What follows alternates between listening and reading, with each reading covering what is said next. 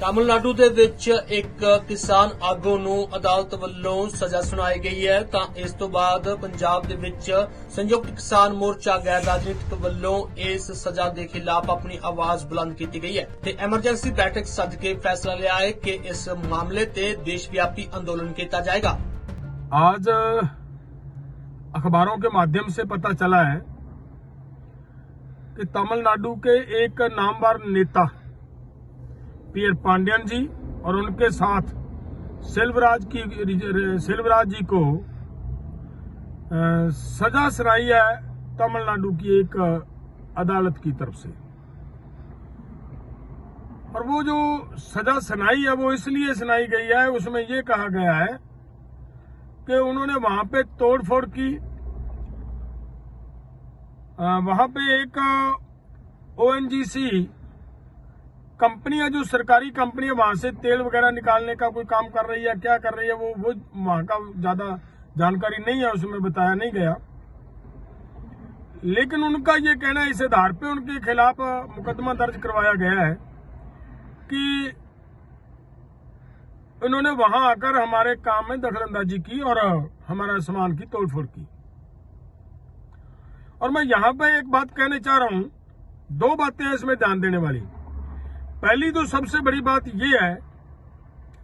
कि वो एरिया, जिस एरिया में वो कंपनी काम कर रही थी, वो वहां की राज्य की सरकार की तरफ से एग्रीकल्चरल प्रोटेक्टेड एरिया अनाउंस हो चुका है। जब वो एग्रीकल्चर के लिए प्रोटेक्ट किया गया एरिया है तो वहां पे ऐसा किसी तरह का भी कोई प्रोजेक्ट लगाना स्वाभाविक अपने आप, ये तो जिम्मेदारी वहां की सरकार की बनती थी कि उनको रोकती, और उन्होंने नहीं रोका तो लोगों के हितों को ध्यान में रखते हुए किसान संगठन मैदान में आते हैं। वो भी क्यों आए? उसी एरिया में, उसी कंपनी की, उसी फैक्ट्री में 2013 में गैस लीक हुआ, और गैस लीक होने की वजह से लोगों के अंदर एक तरह का भय का माहौल बना, लोगों के अंदर एक तरह का डर का माहौल बना, और लोगों ने उस पर एक आवाज उठाई कि कहीं ऐसा ना हो जैसे मध्य प्रदेश के अंदर गैस लीक होने की वजह से वहां के लोगों को बहुत ज्यादा नुकसान उठाना पड़ा,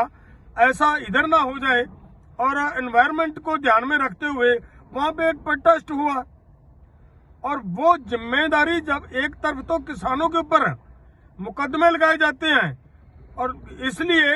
कि वो एनवायरनमेंट के बारे में जो उन कंपनी के खिलाफ गए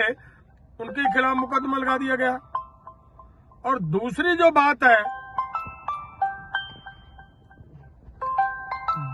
बड़ी बात है वो ये कि वही सरकार किसानों के ऊपर मुकदमे लगा रही है, कहीं पे स्टबल भरने के मुकदमे पे, कहीं पे किसी तरीके से, और जिन्होंने एनवायरनमेंट के बचाव के लिए वहां प्रोटेस्ट किया उन्हीं नेताओं के ऊपर मुकदमा लगा दिया गया। और वो हम जानते हैं पीयर पांडियन जी वर्ग के नेताओं को, वो कुछ ऐसा करने वाले नेता नहीं है, वो बिल्कुल शांतिपूर्वक ढंग से अपनी बात रखने वाले लोग हैं, और उनके ऊपर मुकदमा लगा दिया। इसका मतलब ये चाहती है सरकार कि पूरे देश के किसानों को जो अपने नेचुरल सोर्सेज बचाने की बात करेंगे, जो एनवायरनमेंट बचाने की बात करेंगे,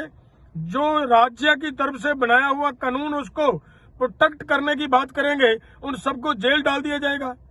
और हैरानी की बात यह है कि ये जो मुकदमा है ये वहीं की ही पुलिस ने उनके ऊपर दर्ज किया होगा, और जिस राज्य की सरकार के तरफ से ये कानून बना कि वो एरिया एग्रीकल्चर के लिए प्रोटेक्टेड है, और उसी राज्य की सरकार उनके ऊपर मुकदमा लगा रही है। और मैं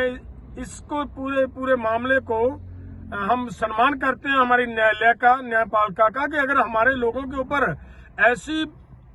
बेइंसाफी होती है, कहीं पे भी धक्केशाही होती है, तो हमारे पास एक ही जगह बचती है, वो है हमारी जुडिशरी। और वहां जाकर हम महसूस करते हैं कि हमें वहां से राहत मिलेगी। और जुडिशरी ने भी ऐसा किया कि 13 साल की सजा, उन्होंने कौन सा कत्ल किया?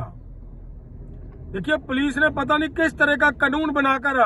उन आदमियों को सजा दिलवाने का प्रयास किया होगा, और वो सजा हो गए उन लोगों को कर रखा है।